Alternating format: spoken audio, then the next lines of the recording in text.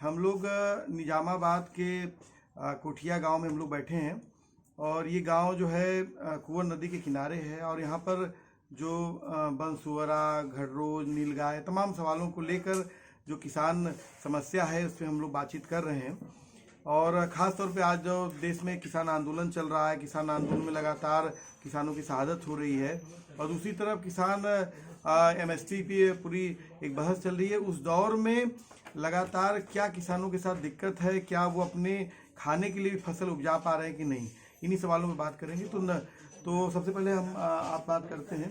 तो ये जो आप बात कह रहे थे अभी कि गाय वाले सवाल से, इसको पकड़ ले सकते हैं आप, तो नहीं आप पकड़ लिए। तो गाय वाले सवाल को लेकर तो क्या मैंने गाय से लेकर घड़रोज, नीलगाय कैसे देख रहे हैं? देखिए सर, ऐसा है कि गाय, नीलगाय और घड़रोज, बनसुअरा ये सब जंगली जानवर हैं, नुकसान बहुत कर रहे हैं।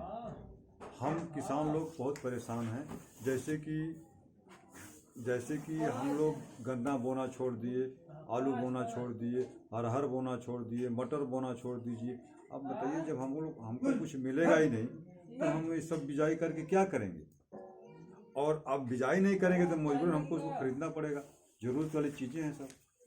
गन्ना है, गुड़ खरीदना पड़ेगा, बेली खरीदनी पड़ेगी, हाँ जी। अरहर है, दाल जो है हो जाती थी मतलब साल 6 महीने के लिए, तो वो भी अब नहीं बो रहे हैं तो उसको भी खरीदना पड़ता है। तो ये सब वजन हमारे लोगों के साथ नहीं पड़ रहा है। वो चढ़ जा रहे हैं, सब खा क्या करें आप जो बो रहे हैं साहब, जो लोग बो रहे हैं वो सब एकदम चढ़ जा रही हैं। पता लगा कि जो कानून तो 5 फुट का 6 फुट का हो रहा था, वो कहने मतलब कि 3 फुट का बना के 2 फुट का बना के छोड़ दे रहे हैं, सब चढ़ जा रही हैं। ऐसे कुछ किसान लोग उसको बाड़ा लगाते हैं, कुछ लगाते हैं, क्या कोई मतलब लगाने के बाद कोई नहीं, वो 4-4, 5-5 फुट कूद करके ढल जा रही है, डाक के खा रही है, खा के अपना निकल जा रही है। कितना लगाएगा? के लिए क्या करेगा? वो 8-8 फुट की ऊंची दीवार फांद जाए और बाड़ा उसके लिए क्या कर सकता है? आलू के लिए सब साड़ी से घेरे हुए हैं, घेरा लगाए हुए हैं। फिर पूरा साले आते हैं, रात में घुस करके अपना खा करके चले जाते हैं, सुबह देखो सब गायब। अच्छा, जो जैसे लोग पहले गांव में वो जो बिजुका लगाते थे जो है कि इंसान को खड़ा कर देते थे, तो क्या उसको खड़ा करने का वो भी एक घड़रोज ऐसा किया को रात में इनको जो धोख बनाए थे आदमी तरसरी के, उसको भी मारते मारते वो हम लोगों को भी मारने लगा। अच्छा, उसको हम गोली मारे लोग ने, कई लोगों को घायल मार दिया, वो 2 से 3 लोगों को खत्म कर दिया तुम जान से। अरे भाई, एक आदमी अभी ये निजामाबाद की कहानी अभी है, वो भी धोख सो के कुछ मातरम नहीं है, उससे नहीं डरते उड़ते सब है। हम लोग अगर नीलगाय 2500 की संख्या में हम लोग अगर 4-6 आदमी चहट रहे हैं तो जा करके 2-4 10-20 मीटर पर, 25 मीटर 50 मीटर पर रुक जा रहे हैं, उसके आगे नहीं बढ़ती हैं, वहाँ पर खड़ी हो जाती हैं घूमकर, फिर इधर उधर ताकने लगती है, फिर चहटिए। मजबूरी हमारी, डर भी बंद है ना। वो इतना घोड़ा के तरीके, इतना सींग उनके पास इतनी बड़ी बड़ी है और ऐसे खड़े हो जाते, वो हटते नहीं है, मजबूरन आपको भी हटना पड़ जाएगा वहाँ से। क्या करते हैं आप जो है? खाओ अपना। ऐसे जानवर हैं, मतलब वो जंगली जानवर हैं सब, तो उनके सामने कौन जाएगा? अच्छा, सबसे बड़ी बात ये है कि मतलब अगर अपने आप पे आ जाए तो हमको भी मार सकते हैं। तो आदमी हमको भी तो ऐसा था ना भाई, हम थोड़ा टाइम तो भागना ही पड़ेगा हमको।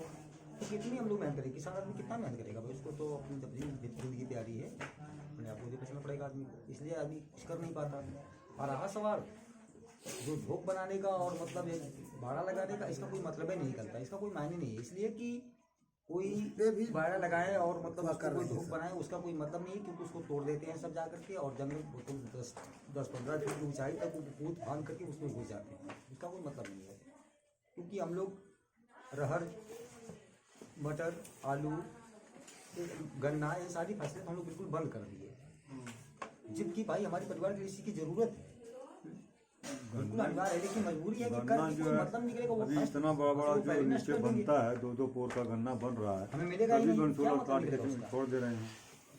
भाई जो चीजें हमें नहीं मिल रही हैं और हम मेहनत करके भी क्या करेंगे, होना है नहीं उसको, इसलिए हम लोग मजबूरी में छोड़ दिए भाई, नहीं करते हैं। जो फसलें होने वाली हैं उसको नहीं करते हैं, तो ये मतलब थोड़ी हमको बाजार से पड़ता है ना। जिन फसलों का आप नाम गिना रहे हैं वो करते नहीं है जी, तो अब कौन सी फसलें आप उगाते हैं? क्या करें, कोई फसल उगाए नुकसान। जैसे अब गेहूं है, अब गेहूं भी वो भी समझ लो मुसीबत भी है, लेकिन फिर भी कर रहे हैं, उसको भी चढ़ जा रही हैं।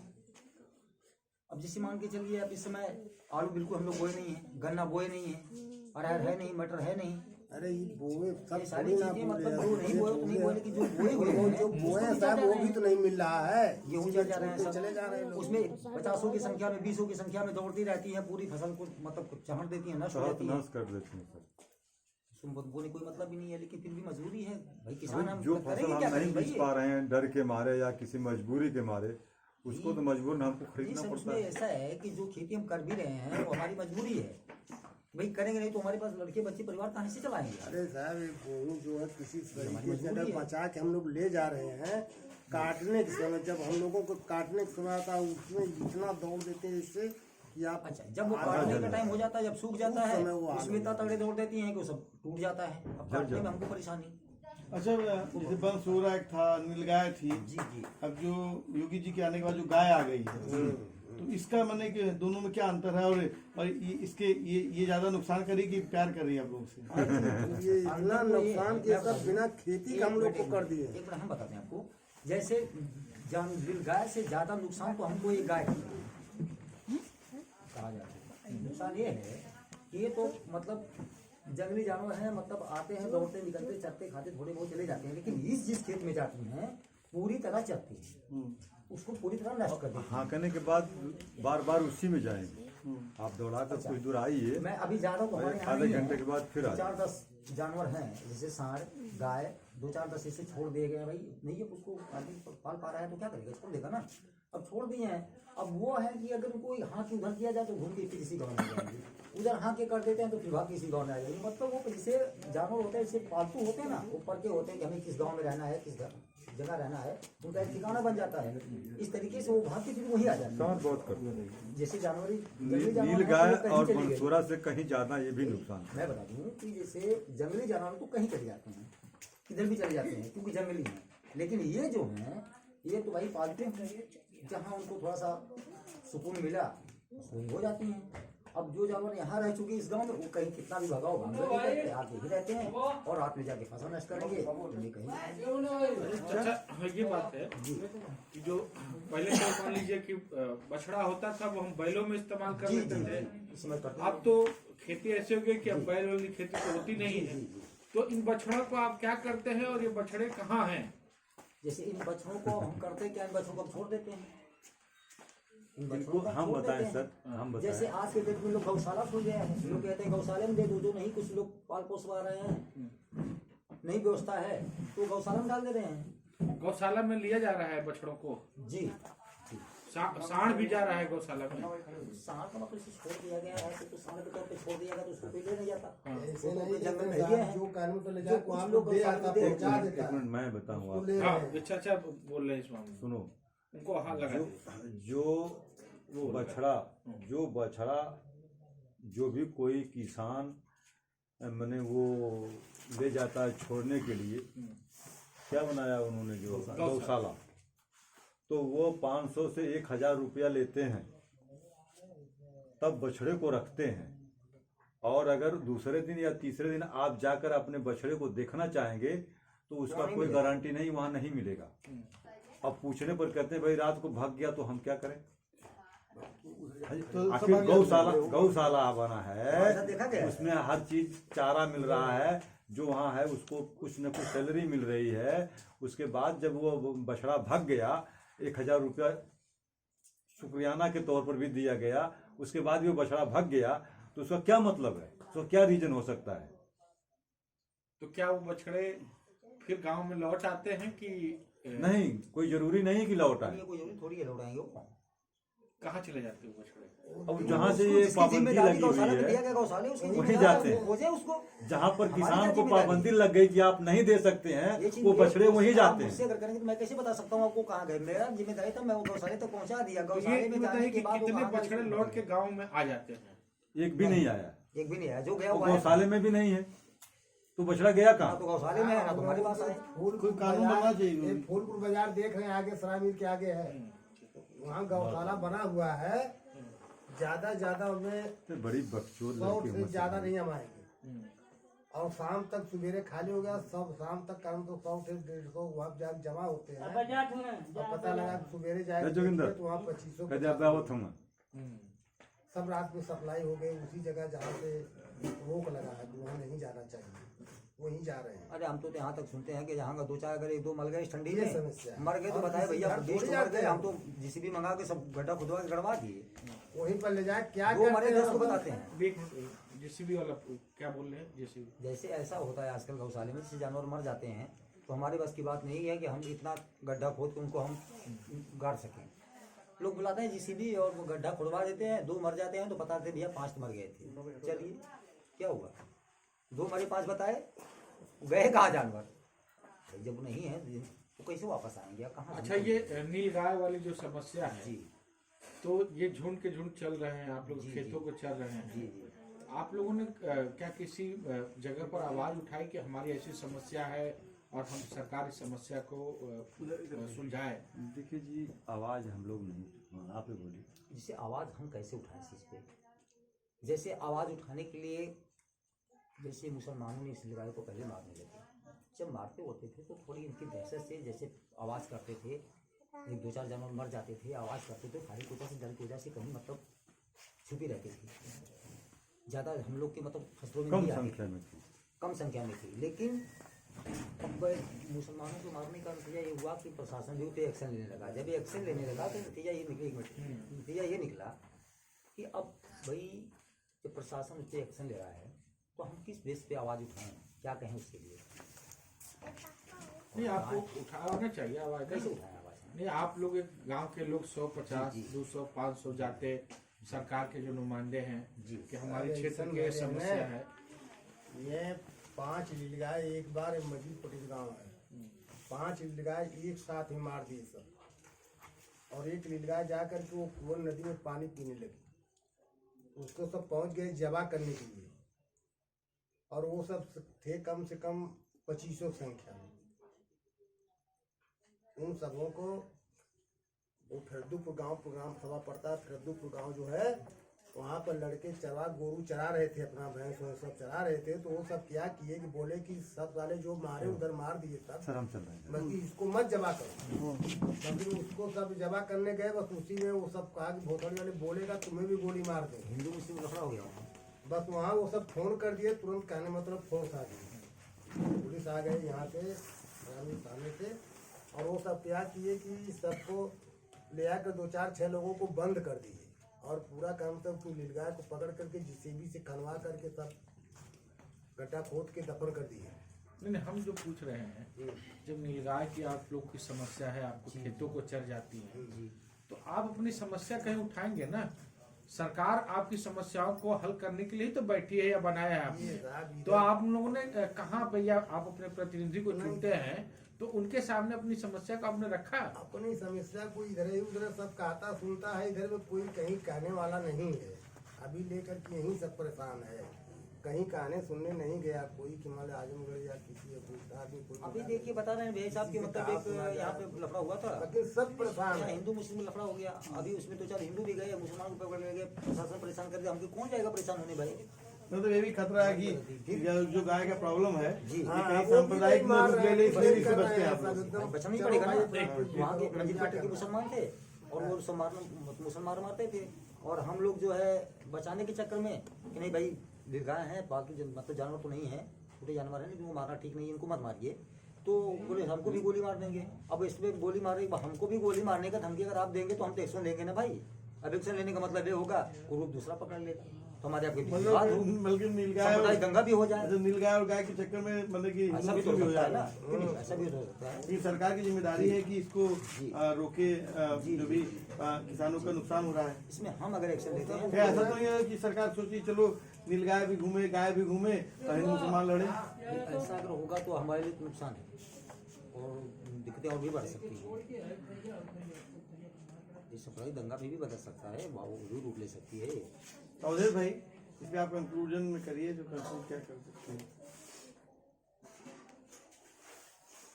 देखिए, जो जानवर है जंगली, उसमें गाय भी है, बंसुरा भी है, और भी जो जैसे भैंसा भी है, जो भैंस का बच्चा होता है बाद में भैंसा होता है। जी जी। तमाम ऐसे बछड़ा है, सांड है। ऐसा नहीं है कि सिर्फ गाय ही है, उसके है पशु, उसमें बहुत से हैं जिससे किसान तो समझिए कि एकदम बेहाल और परेशान है। उसे यह नहीं लगता कि अब हमारी खेती बचेगी, हमारा जो आजीविका है वह बचेगी कि नहीं बचेगी। सरकार ने तो यह रोक लगा दिया कि गौ हमारी माता है, गाय को मारना नहीं है। लेकिन सरकार ने यह भी उसके साथ साथ लगा दिया कि गाय गौ आश्रय दे दिया, लेकिन उस आश्रय में रख रखाव गाय की जिम्मेदारी सरकार के पास नहीं है कि वह गाय कौन पकड़ के लाएगा, उसे कौन चारा देगा, कौन पानी देगा। गाय आती है, पकड़ के किसान पहुंचाता है, तो वह गाय कहाँ चली जाती है? गाय अगर उस बाड़े से निकल के फिर किसान के ही खेत में जाती है, और जब ऐसा होता है तो वहां का बाड़े का जो रखरखाव के व्यवस्थापक होते हैं वो कहते हैं कि हमारी जिम्मेदारी नहीं, गाय अगर भग गई तो हम क्या करें।